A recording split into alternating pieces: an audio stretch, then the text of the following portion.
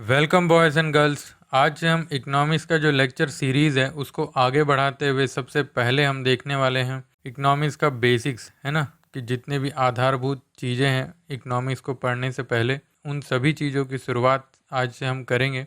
और पूरा जो लेक्चर होगा वो हिंदी में होगा और स्लाइड्स को ज़्यादा से ज़्यादा मैंने हिंदी में प्रिपेयर किया हुआ है और शुरुआत के 3 से 5 स्लाइड जो हैं इंग्लिश में हो सकते हैं। ठीक है, तो अब आगे बढ़ते हैं। तो दोस्तों ये मेरा प्रोफाइल है, यदि आप पढ़ना चाहें तो।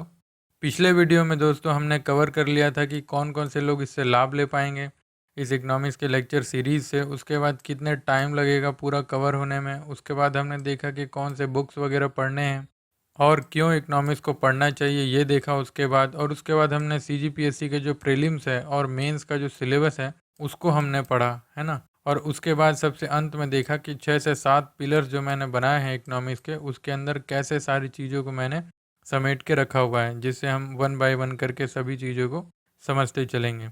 और यदि इस वीडियो को आपने नहीं देखा है, इन्फॉर्मेशन बार में लिंक आ रहा होगा, उस पर आप क्लिक करके जो है वीडियो को शुरू से देख सकते हैं। तो अब आगे बढ़ते हैं। कुछ चीज़ें जो है मैं आपको सबसे पहले बता देना चाहता हूँ इकोनॉमिक्स की शुरुआत में ही, कि सबसे पहले एक आपको जो है बुक जो है मैंडेटरी है, मतलब आपको एक बुक जो है हमेशा अपने पास रखना होगा। और दूसरी बात है, इकोनॉमिक्स का जो विषय है ना, ये हिंदी में नहीं बना हुआ है, मतलब ये पूरा सब्जेक्ट जो है इंग्लिश में डिज़ाइंड है ना। इंडिया में पढ़ने के लिए क्या हुआ है कि उस पूरे टर्म्स का हिंदी में ट्रांसलेट किया हुआ है। ठीक है, तो ज़्यादा से ज़्यादा जो है हम इंग्लिश वर्ड्स में जो है पढ़ने की कोशिश करेंगे, क्योंकि बहुत सी चीज़ें जो हैं इंग्लिश के वर्ड्स में आसान है रेदर देन हिंदी वर्ड्स। ठीक है, तो अब आगे बढ़ते हैं और देखते हैं कि बेसिक्स ऑफ इकोनॉमिक्स में हमको शुरुआत में क्या क्या हमको पढ़ना है। तो सबसे पहले देखेंगे हम दोस्तों इकोनॉमिक्स है क्या चीज़। ठीक है, और उसके बाद देखेंगे उसके प्रकार क्या है, यानी कि अर्थशास्त्र क्या है और उसके प्रकार क्या हैं। उसके बाद हम देखेंगे कि इकनॉमी क्या है, ठीक है, उसके प्रकार क्या हैं और उसके लाभ और हानि क्या है। ठीक है, और उसके बाद हम लोग देखेंगे इकोनॉमिक एक्टिविटीज़, यानी कि आर्थिक क्रियाएं किसे कहते हैं, जैसे कि उत्पादन यानी कि प्रोडक्शन, डिस्ट्रीब्यूशन, कंजप्शन यानी कि उत्पादन, वितरण और उपभोग की चीज़ों को देखेंगे। उसके बाद हम देखेंगे GDP, GNP, national income, disposable income, per capita income, ये सभी चीज़ें आगे की वीडियोस में कवर करेंगे। उसके बाद आएंगे हम क्रय शक्ति समतुल्यता को देखेंगे। ठीक है, और उसके बाद में हम आगे आएंगे इंडिया का जो इकोनॉमिक्स का जो स्टेटस है, यानी कि वर्तमान में जो भारतीय अर्थव्यवस्था है उसकी स्थिति कैसी है। ठीक है, ग्रोथ रेट क्या चल रहा है ना, पर कैपिटा इनकम क्या है, ये सभी चीज़ों को डिस्कस करेंगे। तो ये जो तीन जो हैं ये इसके बाद के वीडियोस में आएंगे, है ना। और इस वीडियोस में मैं इन तीन चीज़ों को कवर करूँगा ताकि आपके लिए ज़्यादा से ज़्यादा हैवी ना हो और 20 मिनट में 30 मिनट में लगभग हम ज़्यादा से ज़्यादा चीज़ों को कवर कर पाएंगे। ठीक है, तो अब आगे बढ़ते हैं और शुरू करते हैं। सबसे पहला जो है इकोनॉमिक्स, कि इकोनॉमिक्स है क्या चीज़। ठीक है, तो इसका डेफिनेशन एक सिंगल डेफिनेशन है, इंग्लिश में लिखा हुआ है जैसे कि economics is the science of analysing the production, distribution, consumption of goods and services. ठीक है, और इसका हिंदी में लिखा हुआ है अर्थशास्त्र एक ऐसा विज्ञान है जो वस्तु और सेवा के उत्पादन, वितरण, उपभोग का विश्लेषण करता है। ठीक है, अब इस एक लाइन में पूरे इकोनॉमिक्स का डेफिनेशन दिया हुआ है कि मतलब यदि पूरे देश में हो या किसी स्थान में हो या फिर घरेलू के स्तर पर हो या फिर किसी बिजनेस के स्तर पर हो, तो उसमें जितना उत्पादन हो रहा है और उस उत्पादन का वितरण वहाँ पे रहने वाले लोगों के बीच में कितना हो रहा है, और उसके बाद वहाँ पे रहने वाले लोग उस उत्पादित चीज़ों का कितना उपभोग कर पा रहे हैं, उन सभी चीज़ों का विश्लेषण जो है अर्थशास्त्र में आता है। इसीलिए इसको क्या कहा गया है, साइंस। यानी कि कुछ मेथड्स का यूज़ करके, कुछ टूल्स का यूज़ करके हम उस देश, स्थान या फिर किसी बिजनेस फर्म या घरेलू जो भी उत्पादन, वितरण और उपभोग हो रहे हैं तो उसका एनालाइज करते हैं। ठीक है, तो ये एक वर्ड में सारा चीज़ है, ये मेरे को लगता है अब समझ में आ गया होगा आपको। ठीक है, तो अब आगे बढ़ते हैं। उसके बाद देखते हैं कि इकोनॉमिक्स के टाइप्स क्या हैं, यानी कि प्रकार क्या हैं। ठीक है, तो पूरा जो इकोनॉमिक्स है ये 3 वर्ड्स पे बेस्ड है। ठीक है, उत्पादन, वितरण और उपभोग। तो इसके टाइप्स जो हैं वो भी इन्हीं 3 वर्ड्स पे बेस्ड हैं। ठीक है, तो सबसे पहला जो प्रकार है वो है समष्टि अर्थशास्त्र, इसको इंग्लिश में कहते हैं मैक्रो इकोनॉमिक्स। ठीक है, और दूसरा जो टाइप है वो है माइक्रो इकोनॉमिक्स, यानी कि व्यष्टि अर्थशास्त्र। अब ये हमेशा नाम में कन्फ्यूज़न होता है ना, ये माइक्रो एंड मैक्रो। तो इसको डिफ्रेंशिएट कैसे करना है? माइक्रो, माइक्रो यानी कि क्या होता है? छोटा, ठीक है, और मैक्रो यानी कि क्या होता है? बड़ा।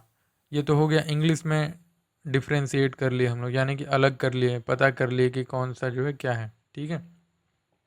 अब हिंदी वाले कैसे करेंगे? तो हिंदी वाले ऐसे करेंगे, समष्टि यानी कि समस्त, और समस्त यानी पूरा देश, ठीक है, पूरे देश के स्तर पे। और व्यष्टि, ये जस्ट इसका अपोजिट, व्यष्टि हो गया छोटे स्तर पे। तो अब इसके टाइप्स को समझ लेते हैं, ठीक है। इसके टाइप्स को समझने के लिए ये 3 वर्ड्स का यूज़ करना है, ठीक है, मैं पहले ही बोलता हूँ। यदि पूरे देश के स्तर पे हम कैलकुलेट करते हैं कि कितना उत्पादन हुआ, कितना वितरण हुआ, कितना उपभोग हुआ, ठीक है, तो वो आ जाएगा समष्टि अर्थशास्त्र में। यानी कि समष्टि अर्थशास्त्र का मतलब है कि जब पूरे देश के स्तर पे उत्पादन, वितरण और उपभोग का विश्लेषण करते हैं, उसे कहते हैं मैक्रो इकोनॉमिक्स, यानी कि समष्टि अर्थशास्त्र, ठीक है। और उसके बाद है माइक्रो इकोनॉमिक्स। तो माइक्रो इकोनॉमिक्स में क्या होता है कि जब एक घरेलू स्तर पर, यानी कि छोटे लेवल पे, जैसे किसी बिजनेस का प्रोडक्शन, वितरण और उपभोग कैलकुलेट करना है, ठीक है, या तो फिर अपना जो घर है, तो घर में कितना उत्पादन, वितरण और उपभोग हो रहा है, ठीक है, तो उसको कैलकुलेट करना है, ठीक है। तो उसको जब कैलकुलेट करते हैं तो उसको कहते हैं माइक्रो इकोनॉमिक्स, ठीक है। तो मुझे लगता है कि ये भी आपको समझ में आ गया होगा। तो आगे मैंने कुछ डेफिनेशंस भी लिख दिए हैं इसके, ठीक है, तो ये भी इसको आप पढ़ लीजिएगा एक बार। Macro economics is the study of economics involving the phenomena that affects an entire economy including inflation, unemployment, price levels, economic growth, economic decline and the relationship between all, ठीक है। तो इसमें थोड़ा सा और विस्तार दिया है मैक्रो इकोनॉमिक्स के डेफिनेशन को, ठीक है। इसमें लिखा हुआ है कि जब हम पूरे देश के स्तर पे उत्पादन, वितरण और उपभोग को मापते हैं, ठीक है, तो ये जो चीज़ें हैं, जो इन्फ्लेशन है यानी कि महंगाई बढ़ गई है, और बेरोजगारी है, कितने लोग बेरोजगार हैं, प्राइस का क्या स्तर है, मतलब मूल्य कितना चल रहा है, ग्रोथ रेट कितना हुआ, मूल्य में कितनी कमी हुई, तो इन सब चीज़ों को भी शामिल करते हुए जब पूरा जो कैलकुलेट करते हैं हम, ठीक है, उत्पादन, वितरण और उपभोग को, तो इन सब चीज़ों का भी ध्यान रखते हुए कैलकुलेट करते हैं, ठीक है। तो वो ये लिखा हुआ है पूरे इसके डेफिनेशन में, ठीक है। तो आई होप ये समझ में आ गया होगा। और माइक्रो इकोनॉमिक्स का ये डेफिनेशन है, ये सिंपल वही हाउस होल्ड और बिजनेस लिखा हुआ है, यानी कि घरेलू और किसी फर्म के स्तर की बात करते हैं। तो ये तो हो गए दोस्तों टाइप्स, इकोनॉमिक्स के टाइप। तो दोस्तों अब आगे बढ़ते हुए देखते हैं कि अर्थव्यवस्था क्या है और उसके प्रकार क्या हैं और उसके लाभ और हानि जो हैं क्या क्या हैं। आपने हमेशा दोस्तों सुना होगा किताबों में या फिर न्यूज़पेपर में कि अर्थव्यवस्था, भारतीय अर्थव्यवस्था क्या है, भारतीय अर्थव्यवस्था की समृद्धि दर इतनी इतनी है ना। तो ये सब चीज़ें क्या है, इन सब चीज़ों को अभी पढ़ते हैं और समझते हैं, ठीक है, कि अर्थव्यवस्था क्या है। तो दोस्तों प्रत्येक देश क्या करता है कि उसके जितने भी संसाधन हैं, ठीक है, कि जैसे कि वाटर है, ठीक है, या फिर इलेक्ट्रिसिटी है, ठीक है, या फिर एजुकेशन है, ठीक है, या फिर ट्रांसपोर्ट है, तो वो क्या सोचता है कि इन सब, ये जो चीज़ें हैं, है ना, ये 4 चीज़ें जो मैंने यहाँ पे दिखाई है आपको, इन सभी में किस तरह से खर्च करना है, ठीक है, उन सभी के लिए एक प्लान बनाता है, ठीक है। और उस प्लान में ये इन्वॉल्व रहता है कि वाटर में हमको कितना खर्च करना है, इलेक्ट्रिसिटी में हमको कितना खर्च करना है, और एजुकेशन में हमको कितना खर्च करना है, और यातायात में कितना खर्च करना है, ठीक है। तो जैसे मैंने यहाँ लिखा है कि टोटल बजट जो है 1000 का बजट है। कोई देश क्या करेगा कि वाटर में जो है 80 रुपये खर्च करेगा, ठीक है, मान लीजिए वो भारत ही है। तो भारत में पानी की लगभग जो है बाकी देशों की तुलना में पानी की ज़्यादा किल्लत नहीं है, ठीक है। तो क्या करेगा, पानी में ज़्यादा खर्च नहीं करेगा। बिजली में जो है 300 रुपये खर्च करेगा इंडिया, क्योंकि भाई ज़्यादा लोग बढ़ रहे हैं, ज़्यादा घर बन रहे हैं, तो फिर बिजली की जो है आवश्यकता बढ़ रही है, ठीक है। तो क्या होगा, बिजली में 300 रुपये खर्च करेगा।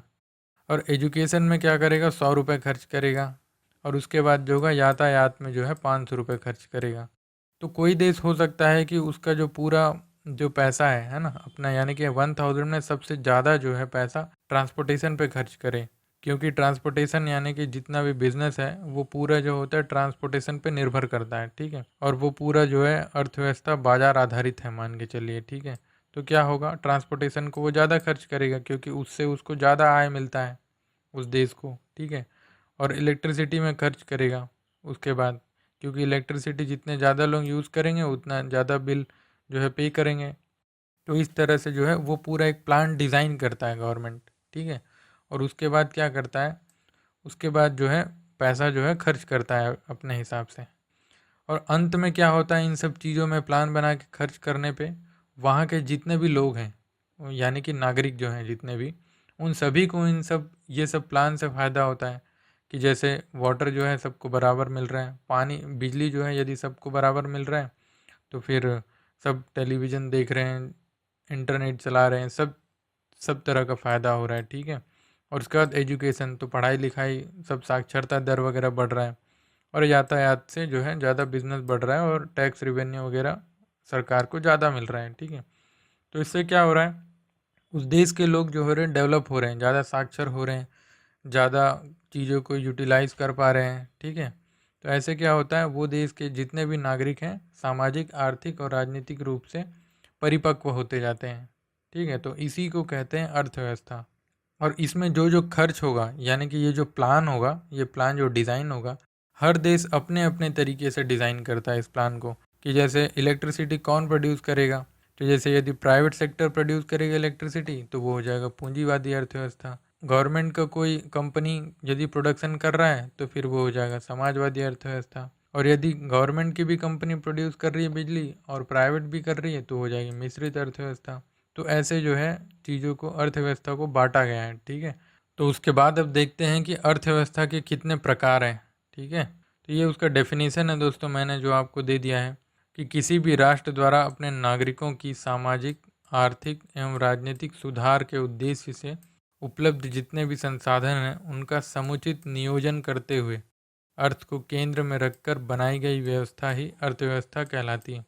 तो इसके पहले मैंने एक्सप्लेन भी कर दिया है आपको कि 1,000 रुपये का बजट था, उससे क्या पानी, बिजली और शिक्षा है और ट्रांसपोर्टेशन पे कैसे खर्च करके वहाँ के नागरिकों का सामाजिक, आर्थिक और राजनीतिक स्थिति में सुधार हो रहा है। तो अब आगे बढ़ते हैं। ये उदाहरण भी मैंने बताया था कि भारतीय अर्थव्यवस्था और अमेरिकी अर्थव्यवस्था। तो अब देखते हैं इकोनॉमी के टाइप्स, यानी कि अर्थव्यवस्था के प्रकार कि कौन कौन से प्रकार हैं। तो सबसे पहला जो प्रकार है वो है पूंजीवादी अर्थव्यवस्था, और उसके बाद दूसरा जो है प्रकार है समाजवादी अर्थव्यवस्था, और तीसरा जो प्रकार है मिश्रित अर्थव्यवस्था। तो ये एक्चुअल में तीसरा प्रकार नहीं है, प्रकार दो ही है। और ये जो दो प्रकार है वो लिखा हुआ वो कहाँ पर है, तो वो ये किताब है, ठीक है, wealth of Nations. Adam Smith ने लिखा है वेल्थ ऑफ नेशंस, उसमें ये दोनों टाइप्स दिए हुए हैं। बाकी तीसरा नहीं है, ये धीरे धीरे डेवलप हो गया है। तो एक एक करके देखते हैं कि पूंजीवादी अर्थव्यवस्था क्या है, समाजवादी अर्थव्यवस्था क्या है और उसके क्या क्या लाभ हैं। इसके पहले भी स्लाइड्स में मैंने आपको जो है एग्जांपल दे दिया था आपको, ठीक है। और विकास के आधार पर भी हम लोग जो है इकोनॉमिक्स को तीन टाइप में डिवाइड करते हैं। तो पहला तो होता है अल्प विकसित देश, यानी कि नाइजीरिया, युगांडा जैसे देश जो अभी विकसित नहीं हुए हैं, और विकासशील, यानी कि विकासशील होने के क्रम में है, ना तो विकसित है ना ही विकासशील है, ये लोग अभी तैयार हो रहे हैं विकासशील होने के लिए। और दूसरे देश हैं, उसके बाद के देश हैं विकासशील देश, जैसे कि इंडिया है और चाइना है। इन लोग विकसित होने के पथ पर जो है आगे बढ़ चुके हैं, ठीक है। और कुछ देश हैं विकसित देश, जो जैसे कि रूस, अमेरिका। तो ये जो देश हैं ये लोग जो है विकसित हो चुके हैं, सारी चीज़ें जो हैं इनके पास डेवलप्ड हैं, जैसे कि कृषि है और उद्योग है, सर्विस सेक्टर है, ये सभी चीज़ें यहाँ पर डेवलप्ड हैं। और इंडिया और चीन अभी जो है डेवलपिंग कंट्रीज़ हैं। तो ये था विकास के आधार पर तीन टाइप्स। तो अब देखते हैं अर्थव्यवस्था के जो प्रकार हैं, जैसे कि पूंजीवादी अर्थव्यवस्था और समाजवादी अर्थव्यवस्था, उसके जो है लाभ क्या क्या हैं और हानि क्या क्या है ये देखेंगे। तो सबसे पहले देखेंगे पूंजीवादी अर्थव्यवस्था। तो पूंजीवादी अर्थव्यवस्था में क्या होता है, ऐसी जो अर्थव्यवस्था होती है जिसमें मांग और पूर्ति पर ही आधारित होता है ये पूरा अर्थव्यवस्था, ठीक है। कि जितना डिमांड है उतना ही सप्लाई होगा, अननेसेसरी ज़्यादा चीज़ें जो है सप्लाई नहीं होगा। जैसे कि मार्केट में अभी डिमांड ज़्यादा चल रहा है, जैसे धान का डिमांड ज़्यादा चल रहा है, ठीक है, तो धान का प्रोडक्शन ज़्यादा हो जाएगा, और जिनका डिमांड नहीं है उसका प्रोडक्शन नहीं होगा, ठीक है। और ये जो पूरा है, जो ये मैकेनिज़्म चलता है पूंजीवादी अर्थव्यवस्था में, वो काम करता है मार्केट फोर्सेस पे, यानी कि बाजार शक्तियों पर होता है ये पूरा। मतलब ये मार्केट डिसाइड करता है कि जो है कितना प्रोडक्शन करना है और कितना प्रोडक्शन नहीं करना है, तो ये डिसाइड हो जाता है ऑटोमेटिक। और इसमें जो है सरकारी हस्तक्षेप बिल्कुल नहीं होता है, यानी कि उस देश का जो सरकार है वो क्या करेगी, किसी भी तरह से मार्केट में इंटरफेयर नहीं करेगी। जैसे कि अभी भारत में क्या होता है कि धान के लिए एमएसपी डिसाइड हो जाता है, यानी कि न्यूनतम समर्थन मूल्य जो है डिसाइड हो जाता है। जैसे कि इस वर्ष था 1470 रुपये के आसपास था, ठीक है, तो वैसे डिसाइड हो जाता है। लेकिन ये पूंजीवादी अर्थव्यवस्था में नहीं होता है, ठीक है। ये मांग और पूर्ति पर ही आधारित होता है। जैसे कि अभी टमाटर का रेट चल रहा है 70-80 रुपये, ठीक है। क्यों चल रहा है? क्योंकि यहाँ पे प्रोडक्शन है ही नहीं, अभी नए टमाटर आ ही नहीं रहे हैं। तो क्या हो गया, मांग बढ़ गया लेकिन सप्लाई कम है, इसलिए चीज़ें जो है महंगी हो गई हैं, ठीक है। तो ऐसे ही काम करता है कैपिटलिस्ट इकनॉमी। उसके बाद आते हैं कि यहाँ पर जो है निजी स्वामित्व होता है पूरा, यानी कि हर चीज़ प्राइवेट होगा।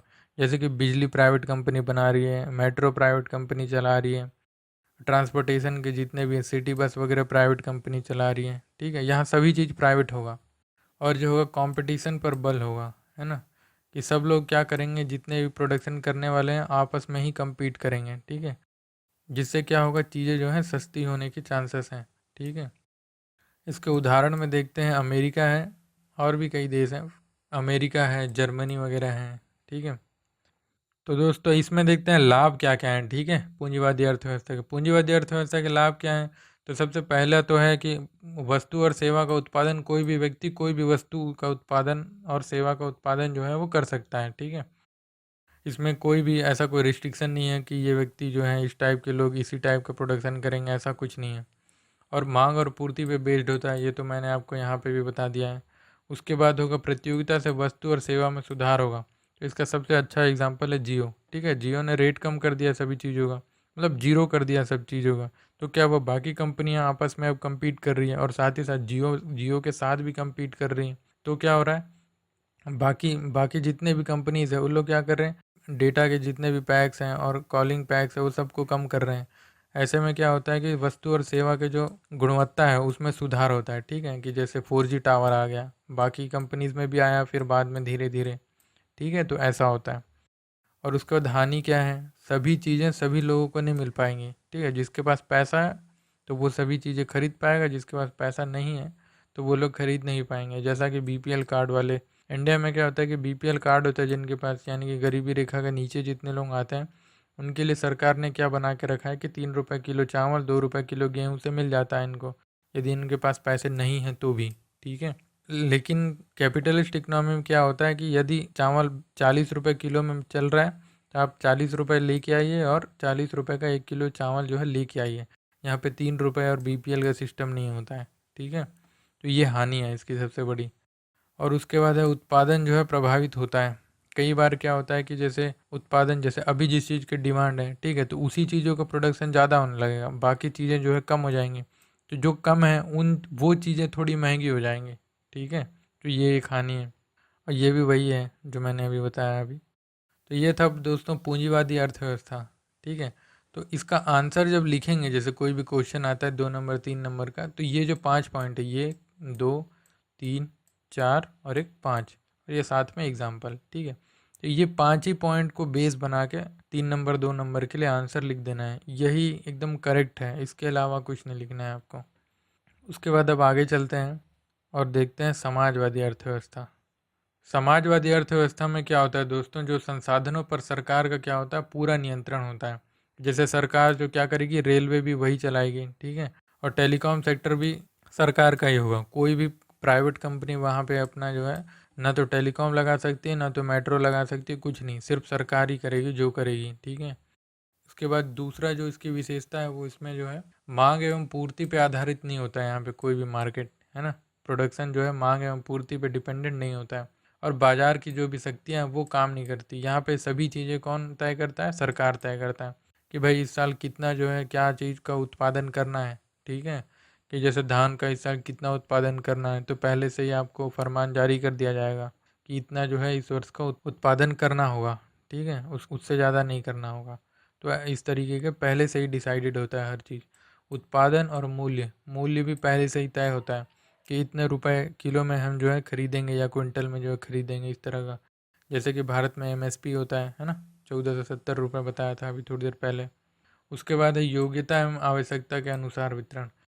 योग्यता एवं आवश्यकता अनुसार वितरण मतलब इसमें जैसे बीपीएल के जितने नीचे लोग हैं उनके लिए कम प्राइस होगा, और बीपीएल के जितने ऊपर के लोग हैं तो उनके लिए अलग प्राइस होगा, यानी कि सभी लोगों को सभी चीज़ें मिले। तो ये इस समाजवादी अर्थव्यवस्था से लाभ भी है, ठीक है। और प्राइवेट, जैसा कि शुरुआत में ही मैंने बताया कि प्राइवेट जो है यहाँ पे कुछ भी नहीं होगा, प्राइवेट कोई चीज़ नहीं होगा, ना तो प्राइवेट रेलवे होगा, ना तो टेलीकॉम होगा, कुछ नहीं होगा, ठीक है। सब जो होगा सरकारी होगा, समाजवादी यानी कि सरकारी, ठीक है। तो ये 5 पॉइंट हैं, ये 3 4 5 है ना, 3 2 5, तो 5 पॉइंट है और एग्जाम्पल रसिया है, ठीक है। तो ये 5 पॉइंट के ही बेस पे आपको आंसर लिखना है, एकदम सही हो जाएगा, कोई गलत नहीं होगा। और इसके लाभ हैं, संसाधनों का समान वितरण, मैंने शुरू में ही बताया था कि सभी सभी चीज़ें जो हैं सभी लोगों को मिल पाएंगी। और उसके बाद जो समावेशी समृद्धि, ये इसका ये वही है, फॉर्म है एक तरह से। समावेशी समृद्धि मतलब होता है कि सभी लोगों का एक साथ, मतलब किसी भी व्यक्ति को न छोड़ते हुए सभी लोग एक साथ डेवलप हों, तो ये है समावेशी समृद्धि। और लैंड वगैरह के लिए कोई फाइट नहीं होगा, लैंड और रिसोर्सेज में कोई लड़ाई वगैरह नहीं होगा, क्योंकि प्राइवेटाइजेशन तो है ही नहीं। हानि भी इसके बहुत है कि वस्तु एवं सेवा की गुणवत्ता में ह्रास होगा, जैसे कि आप बीएसएनएल को देखते होंगे, सरकारी कंपनी है। अब गुणवत्ता के बारे में क्या बताऊँ आपको, आप जानते ही हैं खुद ही। उसके बाद एक क्लोज इकोनॉमिक है ना, यानी कि बंद अर्थव्यवस्था। तो समाजवादी अर्थव्यवस्था से क्या हो जाता है कि पूरे जो एक तरह का अर्थव्यवस्था है वो क्लोज्ड हो जाता है, यानी कि जितना भी प्रोडक्शन हुआ वो सिर्फ देश के अंदर ही खपत हो जाएगा, बाहर नहीं जाएगा, है ना, निर्यात के लिए। और ना तो बाहर के देश यहाँ पर निर्यात कर पाएंगे, ठीक है। तो इससे क्या हो जाएगा, धीरे धीरे बंद अर्थव्यवस्था बन जाएगा कि यहीं के लोग यहीं का प्रोडक्शन खपत कर रहे हैं। उसके बाद है कि कोई भी एफडीआई नहीं होगा, एफडीआई नहीं होगा तो नया इन्वेस्टमेंट नहीं होगा, फिर नए जॉब्स वगैरह नहीं मिलेंगे, इस तरह का जो है हानि होता है, ठीक है। ये जो 5 चीज़ें हैं, इन्हीं 5 चीज़ों के आधार पर आपको सोच के लाभ और हानि भी जो है आपको लिखना है, ठीक है। तो अब आगे बढ़ते हैं, देखते हैं कि मिश्रित अर्थव्यवस्था क्या है, ठीक है। तो मिश्रित अर्थव्यवस्था में क्या होता है, जैसे मैंने शुरू में बताया था कि ये मिक्स्ड होता है, यानी कि कुछ चीज़ें राज्य तय करती है कि कितना प्रोडक्शन करना है, कितना नहीं करना है, कितने रेट्स होंगे, किन को मिलेगा, किन को नहीं मिलेगा, ये सब चीज़ें जो है सरकार तय करती है। और कुछ चीज़ें जो है निजी क्षेत्र के लोग जो हैं वो काम करते हैं, जैसे कि बिजली का उत्पादन है, कि जैसे अभी स्टारलाइट जो है कंपनी है वो बिजली प्रोड्यूस करती है, ठीक है। जिंदल है, तो ये सब क्या है, प्राइवेट कंपनीज़ हैं। ये लोग क्या करते हैं, बिजली प्रोड्यूस करते हैं प्राइवेट होकर भी। राज्य की भी जितने भी कंपनीज़ हैं वो भी प्रोडक्शन करती है, तो दोनों कंपनियों का बहुत रोल होता है यहाँ पे, ठीक है। और इसमें बाजार और गैर बाजार फोर्सेस दोनों एक साथ काम करते हैं, जैसे कि मैंने अभी शुरू में ही बताया कि राज्य की जितनी भी संस्थाएं हैं और निजी संस्थाएं दोनों एक साथ काम करती हैं।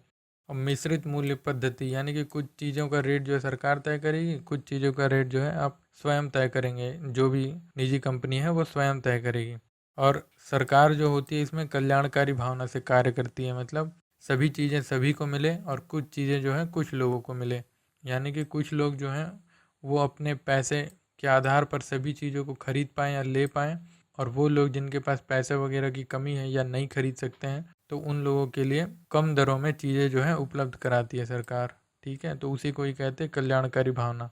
इंडिया है इसका एग्जाम्पल, ठीक है। और इसका लाभ और हानि जो है आपको खुद मेरे को बताना होगा कमेंट सेक्शन में, ठीक है। मैं नहीं बताऊंगा इसके लाभ और हानि, दोनों के मिक्स हैं। समाजवादी अर्थव्यवस्था के जो लाभ होंगे और पूंजीवादी अर्थव्यवस्था के जो लाभ होंगे वो दोनों का जो है मिक्स होगा इसमें, ठीक है। उसके बाद देखते हैं कि इकोनॉमिक्स एक्टिविटीज़ यानी कि आर्थिक क्रियाएं क्या क्या हैं। तो आर्थिक क्रियाओं में होता है उत्पादन, वितरण और उपभोग।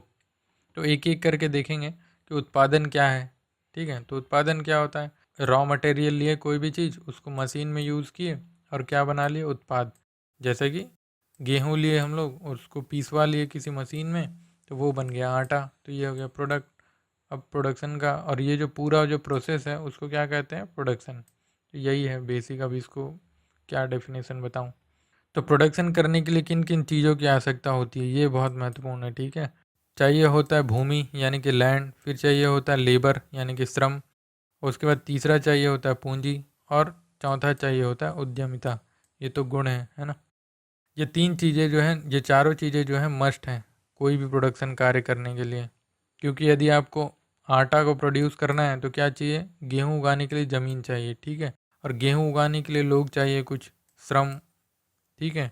और गेहूँ खरीदने के लिए क्या चाहिए, कैपिटल, ठीक है, यानी कि पूंजी। और ये तो आप में है तभी तो आप प्रोड्यूस कर रहे हैं, प्रोड्यूस करने के बारे में सोच रहे हैं, ठीक है। अब आपको मैं बताता हूँ कि प्राइस जो है 2 टाइप का होता है, ठीक है? एक होता है मार्केट प्राइस और दूसरा होता है फैक्टर कॉस्ट, ठीक है? तो ये मार्केट प्राइस क्या होता है? जैसे कि आपने आटा जो है प्रोड्यूस कर लिया, ठीक है? यानी कि उत्पादन कर लिया आटा। अब आप क्या चाहते हैं कि आटा को मैं बेचूँ, ठीक है? तो बेचने के पहले आप क्या करेंगे? तो सबसे पहले देखेंगे कि कितना जो है मेरा लागत लगा, कि कितना जो है ज़मीन मैंने रेंट पे लिया था, तो कितना जो है मैंने उसको रेंट पे दिया। उसके बाद मज़दूरों को कितना पेमेंट किया, वो मज़दूरी है ना, तो वो, और कितने रुपए जो है मैंने खर्च किए, ठीक है? तो ये सब चीज़ों को मिला देंगे तो क्या बन जाएगा, वो फैक्टर कॉस्ट। यानी कि ये मान के चलिए आप मैगी प्रोड्यूस करते हैं, ठीक है? तो मैगी में क्या चाहिए, उसका आटा चाहिए, उसके गेहूँ वगैरह जितने भी केमिकल्स हैं, ये सारा चीज़ जो है ये एक पैकेट में अब तैयार हो गया, ठीक है? तो ये क्या हो गया, ये अब तैयार हो गया। तो अब क्या होगा, जैसे आपको सेल करना है, ठीक है?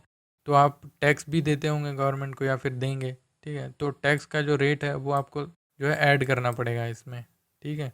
और सब्सिडी को जो है माइनस करना पड़ेगा। तो सब्सिडी उन लोगों को मिलता है जिन लोग, जैसे कोई अपना प्लांट, जैसे कहीं ऐसे जगह लगा रहे हैं जहाँ पे कोई प्लांट नहीं है, गवर्नमेंट क्या करती है, उस प्लांट लगाने वाले को छूट छूट दे देती है। जैसे कि बिजली जो है कम लगेगा आपको, या फिर पानी वगैरह कुछ कुछ चीज़ें जो है आपको सस्ती मिलेंगी। तो इससे क्या हो जाएगा, इस मैगी का रेट क्या हो जाएगा, ऑटोमेटिक कम हो जाएगा, क्योंकि प्रोडक्शन कॉस्ट तो कम हो गया ना, इसीलिए। तो ये क्या हो गया, मार्केट प्राइस। जैसे मैं अब बाज़ार गया, ठीक है, मैं अब दुकान में जाके बोला क्या कि मुझे मैगी चाहिए, ठीक है? तो 12 रुपये का एक पैकेट आता है आजकल, ठीक है? तो ये क्या है, मार्केट प्राइस है, यानी कि मार्केट में जो प्राइस चल रहा है वो प्राइस है ये चीज़, ठीक है? और ये जो मार्केट प्राइस में फैक्टर कॉस्ट प्लस टैक्स और माइनस सब्सिडी लगा हुआ है, ठीक है? तो ये याद रखना है आपको हमेशा। और उसके बाद आ जाते हैं फैक्टर कॉस्ट, यानी कि ये तो लागत है, कि मतलब इस मैगी के पैकेट को बनाने के दौरान क्या क्या चीज़ जो है, कितनी चीज़ें या फिर कितने रुपए जो हैं आपके लगे, ठीक है? तो उसको डिटरमाइन करने के लिए इसी को आप रिवर्स कर देंगे तो भी आ जाएगा, ठीक है? ये बताने की ज़रूरत नहीं है। तो उसके बाद अब आगे बढ़ते हैं और देखते हैं कि जो प्रोडक्शन के सेक्टर्स को कितने जो है भागों में बांट के रखा हुआ है ना, इकोनॉमिक्स ने। यानी कि प्रोडक्शन जो है प्रत्येक देश में कहाँ कहाँ पर होता है या क्या कैटेगरी है, ठीक है, प्रोड्यूस करने के लिए। तो अर्थव्यवस्था को 3 भागों में बांट कर रखा गया है। तो सबसे पहला जो है वो है प्राथमिक क्षेत्र, यानी कि कृषि। और दूसरा होता है कि विनिर्माण क्षेत्र, यानी कि इंडस्ट्री, मैन्युफैक्चरिंग, ठीक है? और तीसरा होता है सर्विस सेक्टर, ठीक है, सर्विस सेक्टर। अब एक एक करके इन चीज़ों को देखते हैं कि प्राइमरी सेक्टर में क्या होता है, यानी कि कृषि क्षेत्र में क्या होता है, मैन्युफैक्चरिंग सेक्टर में क्या होता है और सर्विस सेक्टर में क्या होता है। तो कृषि क्षेत्र में क्या होता है दोस्तों, ये 4 चीज़ें हैं, ठीक है? ये आपको याद रखनी है क्योंकि इसी में से क्वेश्चन जो है पूछ देता है।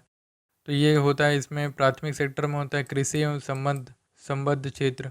कृषि एवं संबद्ध क्षेत्र में, संबद्ध क्षेत्र मतलब एग्रीकल्चर और उससे रिलेटेड जितनी भी चीज़ें हैं, जैसे कि पशुपालन भी जो है इसी में आ जाता है, ठीक है? और वानिकी एवं लट्ट उत्पादन, ठीक है? उसके बाद है फिर मत्स्य पालन और खनन एवं उत्खनन। तो ये चीज़ें कौन कौन से उसमें हैं, प्राइमरी सेक्टर में, ठीक है? उसके बाद है सेकेंडरी सेक्टर में क्या है, विनिर्माण, कि जैसे उद्योग इसी में आ जाते हैं, कि जितना भी उद्योग से प्रोडक्शन होता है। उसके बाद आ जाता है विनिर्माण। विनिर्माण में क्या, बिल्डिंग कंस्ट्रक्शन वगैरह का जितना काम होता है। उसके बाद है जल, बिजली एवं गैस। तो ये क्या होता है, ये हो जाते हैं द्वितीयक सेक्टर में आते हैं। और तीसरा जो होता है वो सर्विस सेक्टर होता है। सर्विस सेक्टर में जितने भी सर्विस जो प्रोवाइड्स होते हैं वो होते हैं इसमें, जैसे कि परिवहन है, संचार है, भंडारण वगैरह है, बैंकिंग है, बीमा है। ये सब क्या करते हैं, सर्विस देते हैं आपको, और उस सर्विस के बदले जो है आपसे पैसे चार्ज करते हैं। तो ये जो क्लासिफिकेशन जो मैं दिखा रहा हूँ, ठीक है, इसको रट वट के दिमाग में अपने लगा लो, क्योंकि एक क्वेश्चन जो है आ जाता है कभी कभी। कभी कभी क्या, सी व्यापम में तो आता ही है एक क्वेश्चन जो है, ठीक है? तो इसको क्या करना है, रट लेना है। अरे रटना क्या है, बहुत ईजी है ये। एग्रीकल्चर है इधर, वानिकी है इधर, मत्स्य पालन है इधर, खनन, और सेकेंडरी में क्या, इंडस्ट्री है सिर्फ, और इसमें क्या है, सर्विस है बस, ठीक है? बहुत इजी है। तो प्रोडक्शन जो है हम लोगों ने ख़त्म कर लिया था, ठीक है? कि जो प्रोडक्शन में हमने क्या क्या देखा, कि प्रोडक्शन कैसे होता है, ठीक है, प्रोडक्शन के सेक्टर्स देख लिए, और उसके बाद हमने देखा कि सेक्टर का लिस्ट, कि कौन कौन से सेक्टर में कौन कौन सी चीज़ें हैं। तो दोस्तों अब देखेंगे डिस्ट्रीब्यूशन, जिसको हिंदी में कहते हैं वितरण। तो उस देश में या फिर किसी भी देश में जितना भी उत्पादन हुआ उसका वितरण होगा, ठीक है? तो उसका वितरण कैसे होगा, क्या होगा, ये सब डिसाइड जो है सरकार करती है। और वो डिसाइड कैसे होता है, जो पूंजीवादी अर्थव्यवस्था है वो अपने तरीके से डिसाइड करती है, समाजवादी अर्थव्यवस्था वो अपने तरीके से डिसाइड करती है, और मिश्रित अर्थव्यवस्था जो है अपने तरीके से डिसाइड करती है। ठीक है, तो वो कैसे डिस्ट्रीब्यूट होगा वो चीज़ें मैंने थोड़े से पहले स्लाइड में आपको बता दी हैं। ठीक है, कि जैसे आवश्यकता के अनुसार डिस्ट्रीब्यूट होगा कोई भी चीज़, ठीक है, या फिर मांग एवं पूर्ति के आधार पर डिस्ट्रीब्यूट होगा। तो उसके बाद अब देखते हैं कि हाँ, जैसे कि मैंने यहाँ पे लिख दिया हुआ है, मांग एवं पूर्ति के आधार पर पूंजीवादी अर्थव्यवस्था कार्य करेगी और समाजवादी अर्थव्यवस्था क्या करेगी, आवश्यकता के अनुसार कार्य करेगी। और एक और तरीका होता है समान वितरण, यानी कि सभी लोगों को बराबर चीज़ें, ना तो कोई अमीर ना तो कोई गरीब, सभी लोगों को बराबर वितरण किया जाएगा। ठीक है, उसके बाद अब आ जाते हैं लॉरेंज वक्र पे, है ना। लॉरेंज वक्र क्या है भाई, ये अचानक से क्या कर्व वर्व आ गया। ठीक है, तो लॉरेंज वक्र को याद रखना है। ठीक है, ये क्या करता है, लॉरेंज वक्र क्या है, तो ये लॉरेंज वक्र को डेवलप किया है यूनाइटेड नेशंस डेवलपमेंट प्रोग्राम ने। ठीक है, ये क्या काम करता है भाई, लोगों के मध्य आय का वास्तविक वितरण को दर्शाता है। कि जैसे एक वर्ष में किसी भी देश के द्वारा जितना भी उत्पादन हुआ, ठीक है, उसका वितरण जो है वो पूरे जितने भी जनसंख्या के जितने भी लोग हैं उनके मध्य कैसे हुआ। ठीक है, तो उसका जो है विवरण बताता है ये चीज़। ठीक है, और ये बताता है कि विषमता से ग्रस्त जो हैं कितने लोग हैं, यानी कि सभी लोगों को जितनी आवश्यकता थी उतनी मिली या नहीं, और नहीं मिली तो उसके बाद परिणाम क्या हुआ, विषमता हुआ परिणाम, यानी कि नहीं मिला बराबर चीज़ें तो लोग क्या हो गए, किसी को ज़्यादा मिल गया किसी को कम मिल गया। तो ये जो दोस्तों ये है ग्राफ उसका, है ना, लॉरेंज वक्र का क्या है, ग्राफ। तो इसमें नीचे होता है आय वर्ग और इधर होता है राष्ट्रीय आय का अंश। ठीक है, यहाँ होते हैं लोग। तो ये ग्राफ अपने को याद नहीं करना है, बस ये एक लाइन आपको याद रखना है कि यदि लॉरेंज वक्र क्या है पूछे तो लोगों के मध्य आय का वास्तविक विवरण को दर्शाने के लिए लॉरेंज वक्र का यूज़ किया जाता है। ठीक है, बस इतना याद रखना है आपको, इस लाइन को जो है ध्यान से पढ़िएगा। तो उसके बाद है गिनी कोफिशिएंट। गिनी कोफिशिएंट क्या है, लॉरेंज वक्र का यूज़ करके विषमता को नापता है। लॉरेंज वक्र में क्या हो रहा था कि हम बस ये जान पा रहे थे कि विषमता है। ठीक है, तो ये जो विषमता का यहाँ जितने लोग आ जाएंगे वो होंगे विषमता के अंदर में। ठीक है, जबकि गिनी कोफिशिएंट क्या करता है कि कितने लोग एक्चुअल में विषमता का शिकार है वो बताता है। ठीक है, और इसके लिए पहले क्या करते हैं, सभी देशों के जितने भी आंकड़े चाहिए या फिर कुछ स्टैंडर्ड बनाया हुआ है इसने, उसके अकॉर्डिंग सभी देश को क्या करता है, कुछ पॉइंट्स अलॉट करता है। ठीक है, और वो पॉइंट्स जो होते हैं वो 0 से लेके एक एक के बीच में होते हैं। ठीक है, यदि कोई देश जो है उसके जो जितने भी पॉइंट्स आए हैं वो यदि एक की तरफ बढ़ रहे हैं, ठीक है, तो क्या होता है, वो पूर्ण विषमता की ओर बढ़ रहे हैं, यानी कि जो पूरा जो इनकम का डिस्ट्रीब्यूशन हुआ है पूरे उस देश में वो समान रूप से नहीं हुआ है, वो यह दर्शाता है। ठीक है, और जीरो क्या इंडिकेट करता है कि जब जीरो होगा, यानी कि जो अंक जो है एक से जीरो की तरफ जाएंगे, जीरो होने की तरफ जाएंगे, तो क्या होगा, उस देश के जितने भी लोग हैं उनके मध्य आय की विषमता बहुत कम है। ठीक है, तो वो ये चीज़ बताता है। तो इतना ज़्यादा पढ़ने की ज़रूरत नहीं है, तो बस ये इसका लाइन एक याद रखना है और उसी का एक्सटेंडेड गिनी कोफिशिएंट है, ये बस याद रखना है आपको। ठीक है, तो अब आगे बढ़ते हैं और देखते हैं कंजप्शन के बारे में। ठीक है, तो कंजप्शन में भी एक ग्राफ है। ठीक है, इसको याद रखना है। कंजप्शन का तो मतलब होता है उपयोग करना, किसी भी चीज़ को यूटिलाइज करना। ठीक है, तो वो ग्राफ को पढ़ते हैं। अब कंजप्शन का क्या डेफिनेशन बताऊँ आपको। एंजल क्या है, एक व्यक्ति है जिसने ये बताया कि जितना भी हमारा जो आय है और उपभोग के मध्य का जो रेशियो है वो बताया कि जो है गरीब लोग कितना खर्च कर पाते हैं अपने आय का कितना प्रतिशत, और अमीर लोग जो है कितना प्रतिशत अपने आय का खर्च करते हैं, तो वो बताया हुआ है एंजल ने। ठीक है, अपने वक्र के माध्यम से। तो बस ये इसमें भी आपको ये लाइन याद रखना है। ठीक है, परिवार की आय तथा उपभोग में होने वाले व्यय के बीच के संबंध को प्रदर्शित करता है कौन, एंजल वक्र। ठीक है, अब इस चीज़ को समझ लेते हैं थोड़ा सा, क्योंकि समझेंगे तो चीज़ जो है ज़्यादा टाइम तक याद रहेगा। तो सबसे पहला जो मैं हमेशा एग्जांपल देता हूँ वो है मज़दूर। ठीक है, जैसे मज़दूर क्या करता है कि एक दिन में उसकी रोजी जो है 200 रुपये है। ठीक है, और जब वो शाम को जब 200 रुपये लेके आता है तो घर आते हुए क्या करता है, चावल लेके आता है, कुछ और भी जितने भी घर की ज़रूरत की चीज़ें हैं वो लेके आता है। ठीक है, और परिवार में यदि 3 लोग हैं तो 50-50 रुपये के हिसाब से कितने हो गए, 150 रुपये के आसपास हो गए। तो कितना सेविंग करता है, 50 रुपये सेविंग करता है। और अपने आय का कितना प्रतिशत खर्च कर दिया, तो लगभग लगभग जो है 75 to 80% जो है खर्च कर दिया। ठीक है, कितना, अपने आय का। तो वो ये वही लाइन कह रहा है, परिवार की आय और उपभोग के मध्य होने वाले व्यय के बीच के संबंध को प्रदर्शित करता है। जबकि अमीर लोग क्या होते हैं कि अमीर लोगों का मान के चलिए, जैसे कि अंबानी को ले लिए एग्जाम्पल, ठीक है। अंबानी क्या करता है कि उसका मान के चलिए एक दिन में जो है 30,000 रुपये खर्च करता है, ठीक है। लेकिन उसका इनकम कितना है एक दिन में? करोड़ों रुपए है।